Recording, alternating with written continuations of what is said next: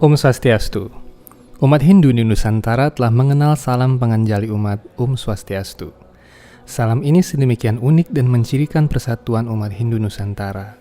Sebab salam Om Swastiastu ini tidak populer bagi umat Hindu di belahan lain dunia. Bagi umat Hindu dunia, salam Namaste adalah yang paling populer. Akan tetapi di Nusantara, umat Hindu lebih akrab dengan salam Om Swastiastu. Sebenarnya dari kitab mana sumber salam ini berasal? Apa makna sesungguhnya di balik salam rohani ini, dan apa sejarah di baliknya? Pastikan Anda temukan jawabannya hanya di episode ini.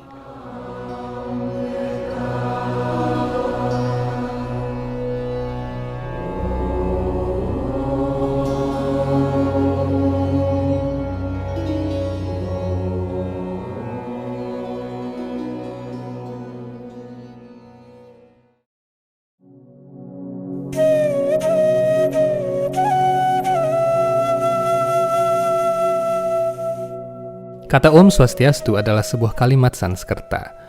Om atau Ong adalah suku kata awal atau pranawa, manifestasi Tuhan dalam wujud suara.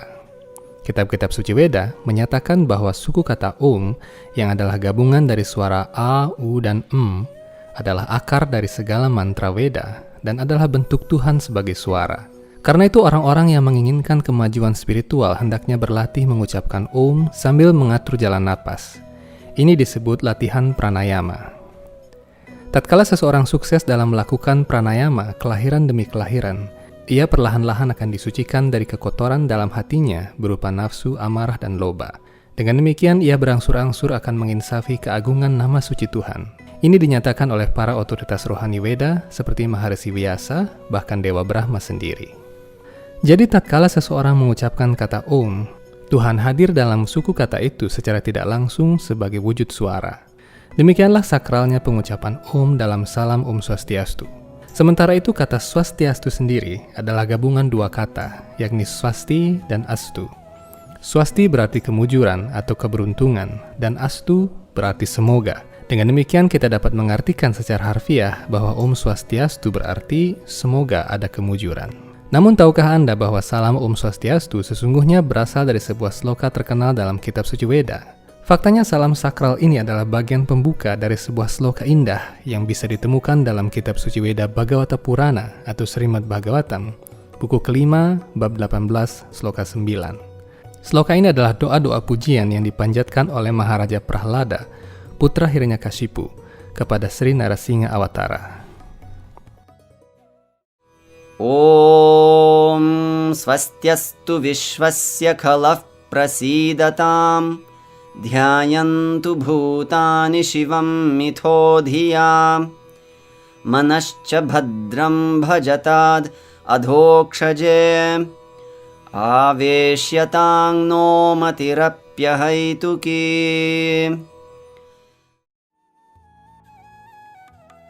Semoga ada kemujuran di seluruh alam semesta, dan semoga semua orang yang iri hati menjadi damai.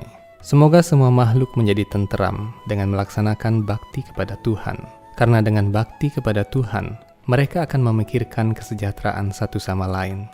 Oleh karena itu, marilah kita tekun dalam cinta bakti rohani kepada Adhokshaja, Tuhan yang Maha Esa, dan senantiasa memusatkan pikiran serta kecerdasan kita kepada wujud rohaninya tanpa menyimpang. Jadi salam Om Swastiastu sesungguhnya adalah bagian pertama dari sloka tersebut. Dengan demikian apabila kita mengambil kalimat utuhnya, salam ini sejatinya adalah untayan doa yang indah, yaitu Om Swastiastu Vishwasya Khalah Prasidatam. Oh Tuhan, semoga ada kemujuran di seluruh alam semesta, dan semoga semua orang yang iri hati menjadi damai. Lalu bagaimana sejarah sehingga doa-doa pujian ini dipanjatkan oleh Prahlada Maharaja? Munculnya sloka ini tidak bisa dipisahkan dari turunnya Tuhan dalam wujud Narasingha Awatara. Pada suatu masa di era Manwantara ke-6, yang berlangsung sekitar 300 juta tahun yang lalu, menurut perhitungan Catur Yuga, seorang asura bernama Hiranyakashipu melakukan pertapaan untuk memuja dan memuaskan Dewa Brahma. Dalam video-video Hindu Times sebelumnya, Anda bisa menyimak kisah mengenai Hiranyakashipu dan misteri dilatasi waktu. Hiranyakashipu memohon berkat agar menjadi abadi. Namun Dewa Brahma tidak bisa memberikannya, sebab Brahma sendiri bukanlah makhluk abadi. Hiranyakasipu kemudian memohon agar dia tidak bisa dibunuh oleh manusia, binatang, dewa, atau senjata apapun. Dia tidak bisa dibunuh saat siang atau malam hari, baik di surga, angkasa, maupun di atas tanah. Singkat cerita, Hiranyakasipu menteror seluruh alam semesta ini.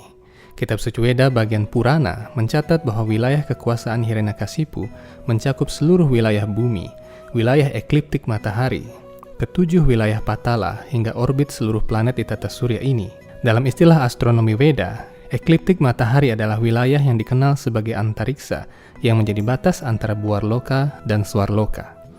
Di ekliptik matahari ini terhampar berbagai planet atau graha. Pada saat Hiranyakasipu berkuasa, dia bisa mengendalikan gerakan planet, matahari, bulan, dan bintang sekehendak hatinya. Semua dewa takut kepadanya. Bahkan Yamaraja, dewa kematian pun, tidak bisa menjalankan tugasnya menghukum orang-orang berdosa karena kekuasaan Hiranyakasipu.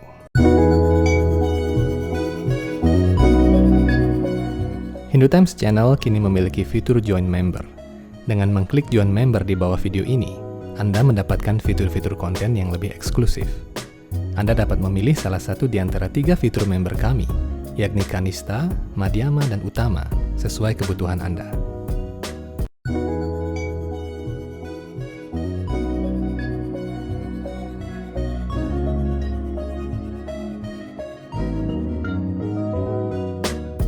Sebelum video ini kita lanjutkan, kami menawarkan beberapa jenis merchandise untuk Anda. Kami menyediakan t-shirt, tote bag, dan majalah Hindu Times edisi 13 hingga 15. Untuk membeli secara online, silakan klik link pada kolom deskripsi.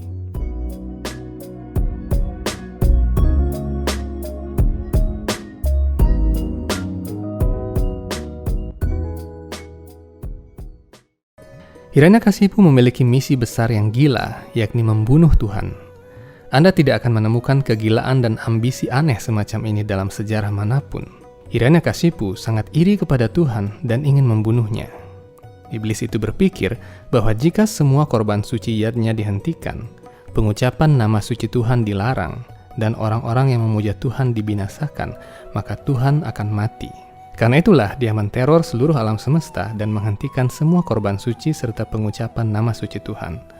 Semua dewa yang biasanya tekun memuji keagungan Tuhan tidak berani berkutik dan dipaksa untuk mengucapkan nama Hiranyakasipu saja. Keberuntungan ternyata hadir bagi Hiranyakasipu yang ateis dan kejam itu.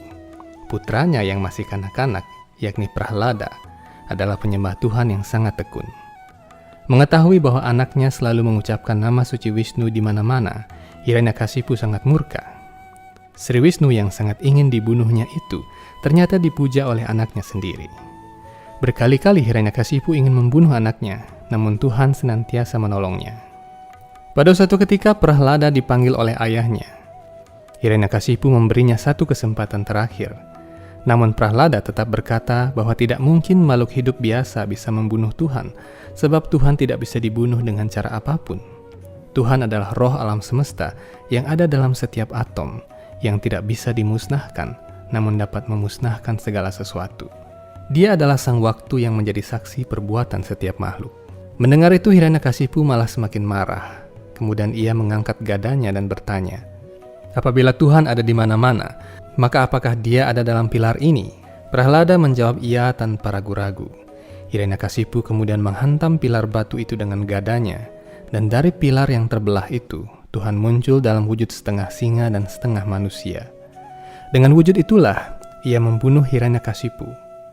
Walaupun Hiranyakasipu tidak bisa dibunuh oleh makhluk ciptaan Dewa Brahma, Hiranyakasipu dapat dibunuh dengan mudah oleh Sri Narasingha, karena Sri Narasingha bukanlah ciptaan Dewa Brahma.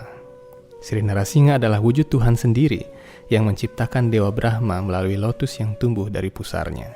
Kisah kemunculan Narasingha Awatara ini mengingatkan kepada kita bahwa Tuhan itu ada, terlepas dari percaya atau tidaknya manusia. Manusia bisa menjadi sombong, namun apabila kesombongan itu telah melebihi batas, maka Tuhan akan datang untuk mengingatkan semuanya bahwa jagat ini punya penguasa di atas segala sesuatu. Peristiwa munculnya Tuhan dalam wujud Narasingha ini terjadi di suatu tempat bernama Hariwarsa. Dalam pembahasan kita mengenai bentuk bumi menurut Weda bagian ketiga nanti, kita akan membahas mengenai Hariwarsa dan bagaimana wujud manusia di tempat tersebut. Hariwarsa adalah salah satu bagian dari bumi tengah yang disebut Jambudwipa. Untuk pergi ke sana, Anda harus melintasi ruang dimensi yang berbeda, sebab antara dimensi manusia saat ini dan Hariwarsa dipisahkan oleh dua tembok dimensi, yakni Himalaya dan Hemakuta. Dengan kata lain, untuk mencapai tempat itu, Anda harus melewati tembok dimensi Himalaya. Di daratan luas bernama Hariwarsa itu, Prahlada bersama penduduk Hariwarsa senantiasa tekun memuja Tuhan dalam wujud Sri Narasingha. Doa-doa dan sloka yang berisikan mantra Om Swastiastu yang tadi telah kita lihat bersama adalah salah satu sloka yang dikumandangkan oleh Prahlada Maharaja dan para penduduk Hariwarsa. Dengan kata lain, salam Om Swastiastu adalah salam yang tidak hanya populer di Nusantara saja, namun ternyata dipakai sebagai doa pujian oleh para penduduk Hariwarsa yang dinyatakan sebagai jenis manusia yang menyerupai para dewa. Setelah menyimak video ini, pastinya kini Anda lebih mengetahui asal salam rohani Om Swastiastu yang menjadi kebanggaan umat Hindu. Tak hanya di Nusantara saja, salam ini hendaknya kita perkenalkan ke seluruh dunia beserta sejarah rohaninya pula. Dengan mengenal makna, sejarah, dan asal mula salam Panganjali ini, semoga kita menjadi semakin kuat dalam serada dan bakti kita di bawah naungan Hindu yang damai dan kekal. Sampai jumpa dalam episode Hindu Times Channel selanjutnya. Om Santi Santi Santi Om.